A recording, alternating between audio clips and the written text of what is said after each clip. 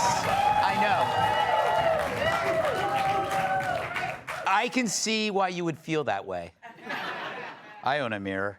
Happy Wednesday, everybody. So yesterday, Kamala Harris and Tim Walz made their first appearance together at a packed rally in Philadelphia. Walz received thunderous applause and a standing ovation, and that was just from Antifa.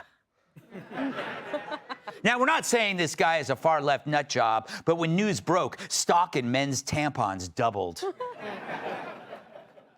Insiders claim Walz won the VP slot by assuring Harris he would not steal her job. You know, like the last vice president. Meanwhile, far-left squad member Cori Bush lost her primary last night. Oh. Thank you. Yeah. And afterwards, she went on a wild and crazy rant. I haven't seen a Bush that out of control since I dated Yoko Ono. Sorry, Sean. The media is busy trying to portray Walz as a moderate, even though he dithered while the Twin Cities burned. And even worse, his wife said she wanted to smell the burning tires during the riots. In fact, she even made a scented candle just to commemorate it. All right. At the Olympics, LeBron James mistakenly thought a crowd was cheering for him when they're actually cheering for a male swimmer. I know the feeling.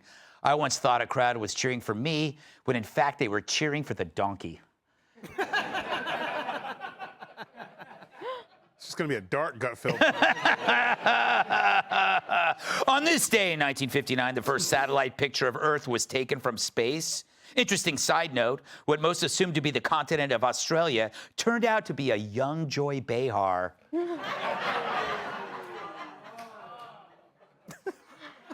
All right, let's do a monologue. So within hours after Kamala Harris made Tim Walz a VP pick, the bat signal went out from the Dems to label him as a moderate, middle-of-the-road Midwesterner. The reason?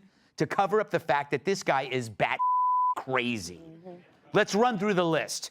When BLM and Antifa were looting and burning down Minneapolis in the summer of 2020, what did Walz do? Well, he did call out the National Guard eventually. When seconds count, Tim Walz acts within days. 3 days, in fact. So how the hell did he alert them? Did he send an Evite to their AOL account? Was he waiting for an RSVP? Let's ask the doofus. Decisions were made in a situation that is what it is, and I simply believe that we tried to do the best we can in each of those. That made no sense. No wonder Harris picked him. He makes her sound like Winston Churchill. And you know, it's the reason why I hang around Kilmeade.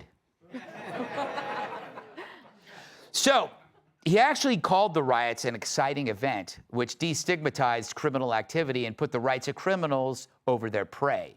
He abandoned every victim, be they black, white, Asian, or old, because they could not be stereotyped into a group with magical protections. So they had no power. And so he tossed aside lawful citizens to gain favor of the lawless mob. He was a coward, but also a snitch. At the height of the pandemic, he set up a COVID hotline where people could think on their neighbors for not wearing masks outdoors. Walz also limited indoor gatherings to 10 people. He declared a statewide mask mandate and shut down restaurants, gyms, and other businesses.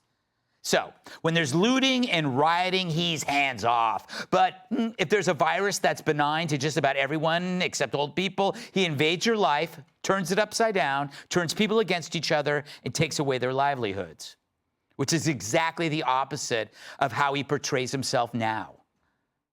In Minnesota, we respect our neighbors and their personal choices that they make.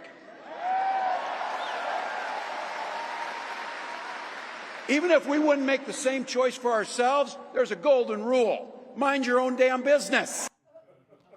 You know, people would love to mind their own damn business if you, asshole, hadn't let rioters burn down those businesses.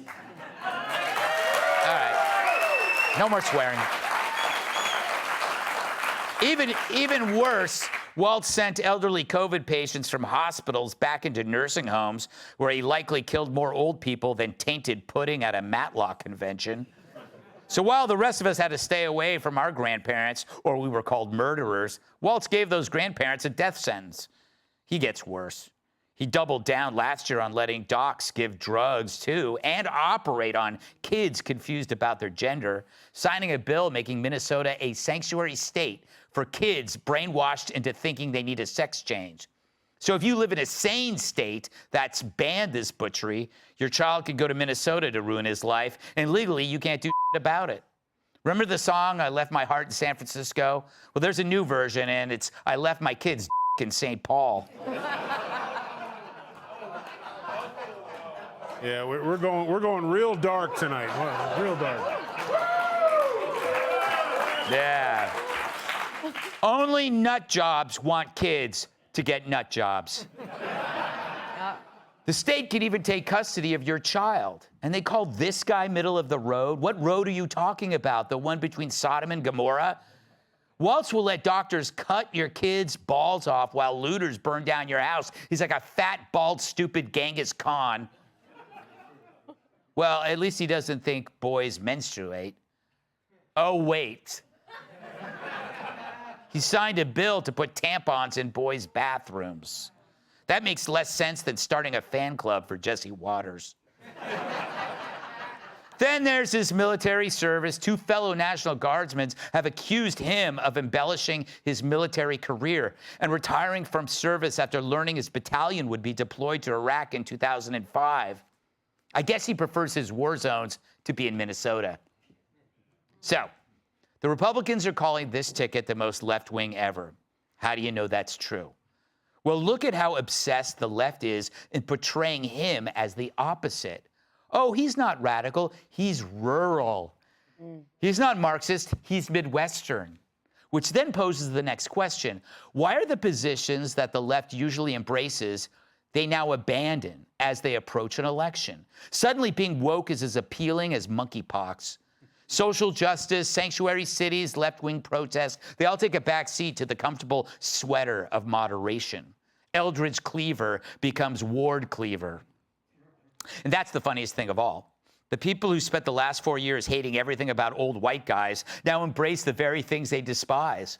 Oh, look, he hunts.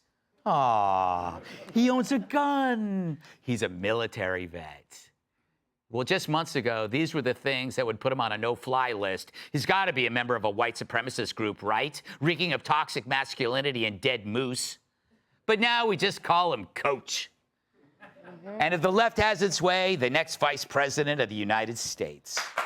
Let's welcome tonight's guest. His stand-up makes me throw up. Writer and comedian Joe DeVito. She knows UFC like I know KFC. Host of Outkick the Morning, Charlie Arnold. She's charming and sweet, and her takes can't be beat. Republican strategist Aaron Perini. And Fenway Park uses his hanky as a tarp. New York Times bestselling author, comedian, and former heavyweight world champion.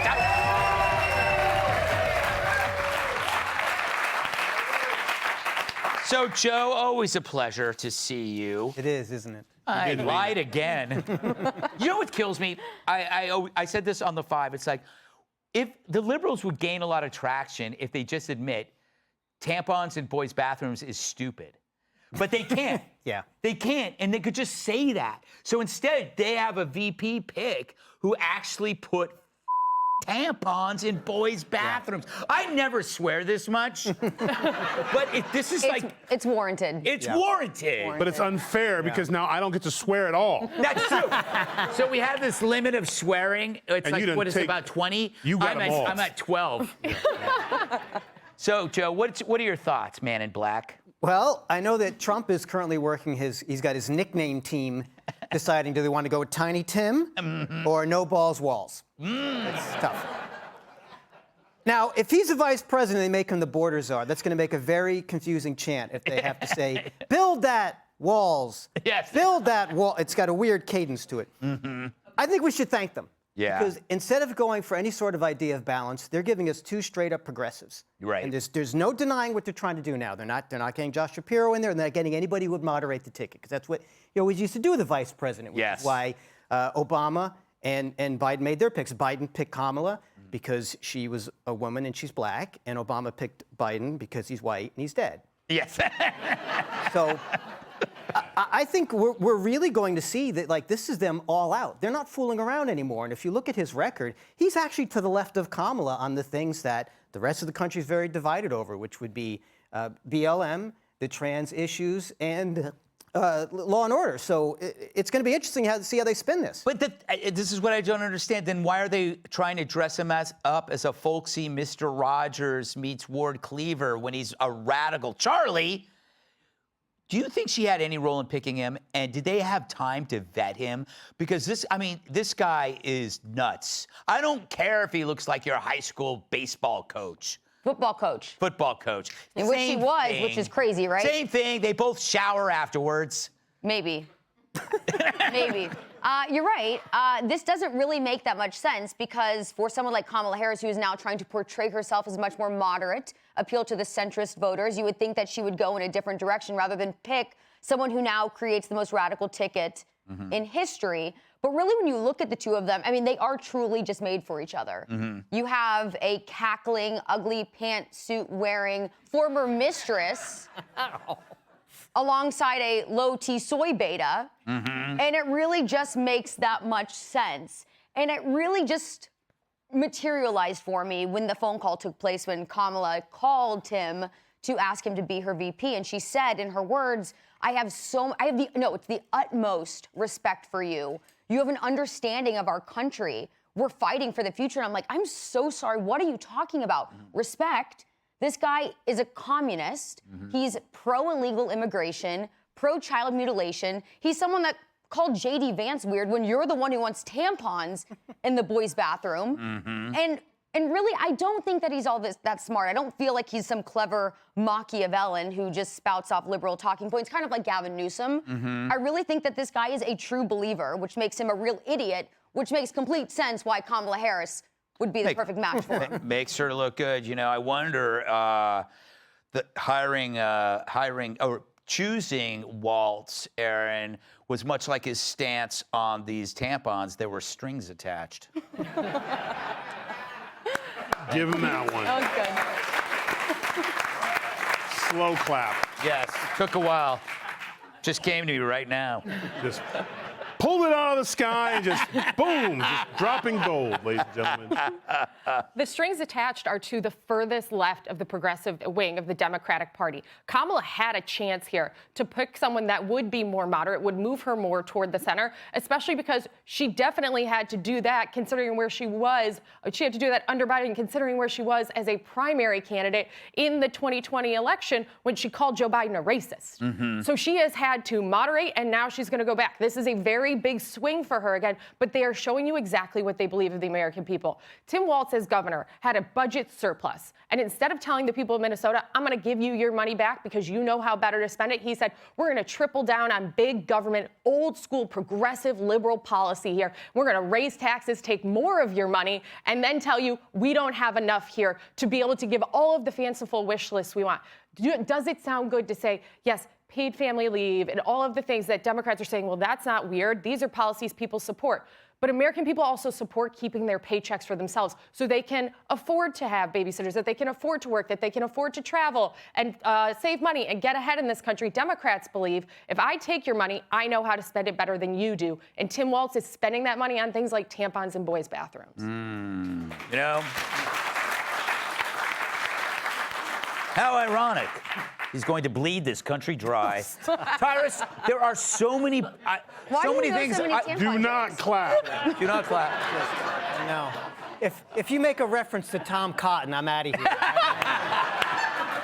Yeah.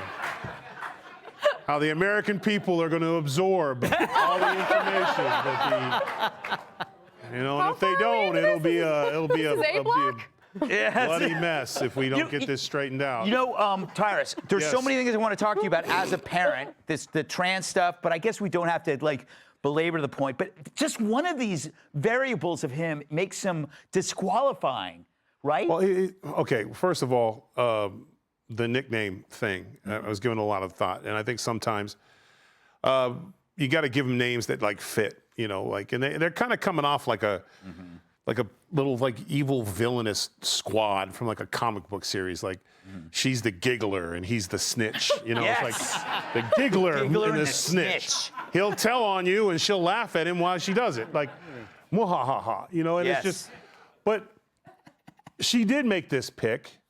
And I believe that she's calling the shots because it looks like how it would look like if she's calling the shots. You have a guy who could singly hand you a state by picking him, Shapiro. No, I don't want that. You know, oh, there's another guy in Arizona. You could probably lock up Arizona. Those are two big states. It'd be nice. No. I want the guy who's going to do whatever I tell him to do. And she did it because she's been the woman who's been told to do whatever they want her to do. She has to overcome the fact that a man with dementia was better than you because you were picked because you were ready day one for the job. The job's almost over. Yeah. And the guy who can't remember his name is still in front of you. So therefore, you should really be upset. And so they're going to give her what she wants because they had no choice. The other thing I'm saying is, like, Republican Party's got to be smarter. You look back at that debate now, they couldn't get rid of Biden, so they had Trump do it for him. Right. Because if we would have waited, if Trump would have said, no, let's wait till we get our VP picks. You are absolutely and get right. after the DNC. Brilliant. As soon as the DNC happened, this debate would have started when? October? It would be getting our too little late. Candies in the bag. Who planned this? Medicaid dies. We roll in. No, All right, not the Democrats are Republicans. geniuses. You're They outplayed us. That That's was all I can exactly see. why they can't have the debate on ABC, and Trump Yes. knew that, because it would have been how many against one in that situation. Well, that's also why they had the debate so early, was because this would be able to give them the Trump runway. did the work that they would couldn't give them the do. runway to get it done before exactly. the DNC. Exactly. Wow, I'm glad I thought of that. Share that on the 5 tomorrow. Up next. Click here to subscribe to the Fox News YouTube page to catch our hottest interviews and most compelling analysis.